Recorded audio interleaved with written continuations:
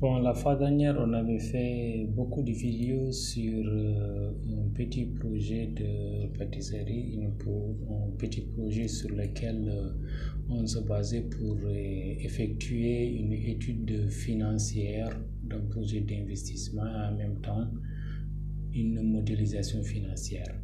Et pour ce faire, on a fait beaucoup de choses. On est parvenu à faire le tableau des investissements qui permet de faire la différence entre les différents types de dépenses qui sont engagés, qui permet de faire la différence entre les investissements, les coûts fixes et les coûts variables.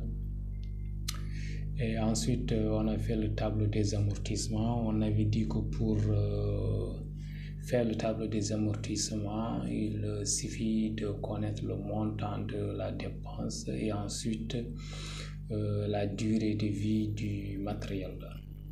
Et la quatrième des choses à faire, c'était le financement du projet. On avait dit que le financement d'un projet était un montant qui était divisé en trois parties: l'apport personnel, subvention et prêt bancaire.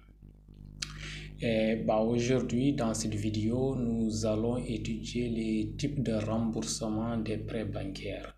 Il y a beaucoup de façons de rembourser son prêt bancaire et ici, dans cette vidéo, nous allons étudier deux façons de rembourser ces prêts bancaires. C'est vrai qu'en réalité, il y a quatre façons de rembourser ces prêts bancaires, mais dans cette vidéo, nous allons utiliser deux types de remboursement des prêts bancaires. Voici les tableaux. Le premier type de remboursement est amortissement constant mais annuité variable et le deuxième type de remboursement est annuité constante mais amortissement variable.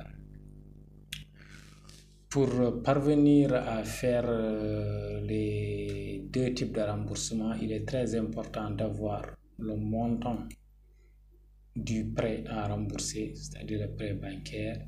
Ensuite, le taux d'intérêt auquel vous devez rembourser votre prêt et la durée dans laquelle vous devez rembourser votre prêt sont les trois facteurs qui sont obligatoires dans l'étude des tableaux de remboursement des prêts. Et ces deux modalités, quand vous les étudiez, vous allez déterminer quelle est la modalité de remboursement la plus adaptée à votre projet. Parce qu'il y a beaucoup de façons de rembourser, donc vous allez étudier quelle est la méthode de remboursement la plus fiable pour votre projet. Ici, à partir de ce tableau, ces deux tableaux sont simulés et à partir de cette simulation, on peut savoir quel est l'impact de la variation de l'un des facteurs ou même sur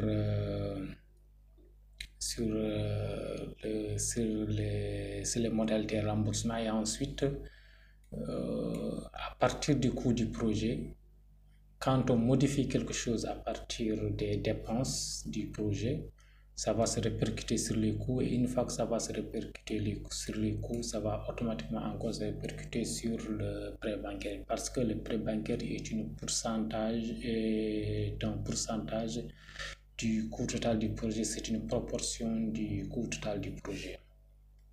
Dès le départ, toutes les données étaient reliées les unes aux autres. Jusqu'à maintenant, tout est relié les unes aux autres.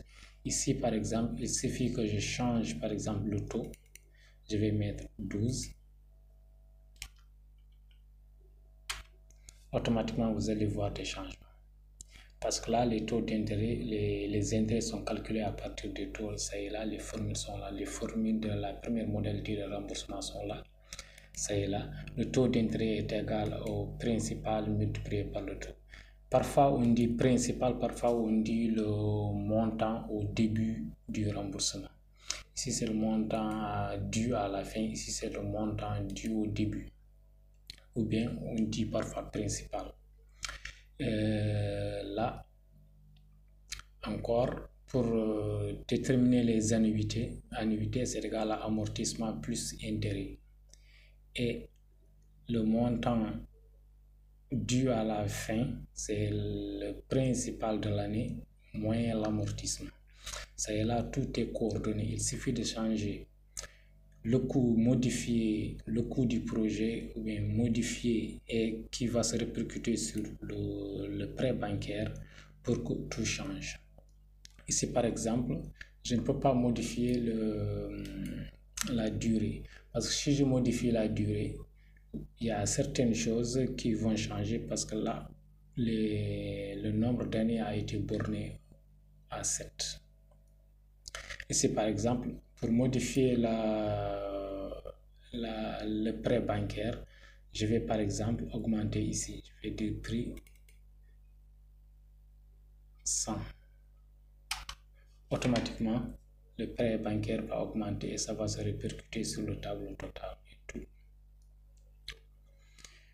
Bon, ces deux modalités de remboursement, on doit toujours en choisir une pour savoir quelle est la modalité la plus adaptée à notre projet. Prochainement, Inch'Allah, nous allons passer aux excédents bruts d'exploitation. C'est à partir de ce tableau qu'on va intégrer les montants à rembourser pour savoir quel est leur impact sur le résultat final.